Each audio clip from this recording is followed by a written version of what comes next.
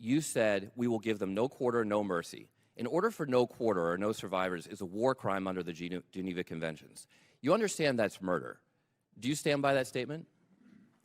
The Department of War fights to win, and we ensure that our warfighters have the rules of engagement necessary to be as effective as humanly possible. Okay, so just to be clear, you called Democratic members of Congress to be tried for sedition for reminding our troops to follow the law. But when you tell them to commit a war crime, you stand by yourself. For insinuating that the laws that we're giving them are... Mr. Hegseth, I stand by what I said last time you were here. You were incompetent then, you're incompetent now, and you're the gift that keeps on giving when it comes to incompetence. Any moves we make with general officers, first of all, I thank them for their service. And ultimately... My impression is you thanked him by a text or a phone call. You didn't even do it to his face. Out of respect for these officers, we never talk about the nature of their removal, but every one of them, including myself, knows that they serve at the pleasure of the President. Him? Ultimately, out of respect to these officers, we don't reveal it. However, I will note, it's very difficult to change the culture of a department that was been destroyed by the wrong perspectives. So you think General George destroyed a culture? There are many, we've gotten rid of many general officers in this administration because we need new leadership. You have no way of explaining why you fired one of the most decorated and remarkable men who's we ever needed served new the leadership. Nation.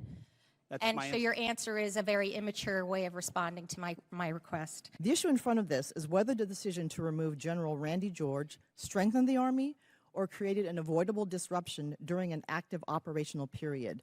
General George, who also served as commanding general at 1st Corps at JBLM, has been serving for 4 decades, including multiple command and operational leadership roles, culminating as Chief of Staff of the Army, responsible for readiness, force modernization, and the welfare of over 1 million soldiers and civilians. He was removed in the middle of an active conflict involving U.S. operations against Iran, when leadership continuity is most critical.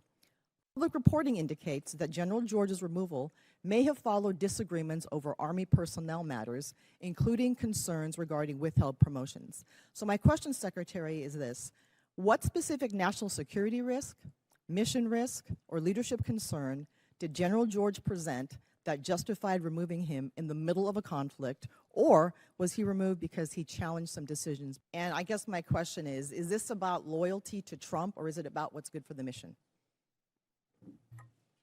I understand what you're implying, but it's about the Constitution and our military and its ability to execute, and I'm going to make sure the President has the finest officers across the force prepared to deliver.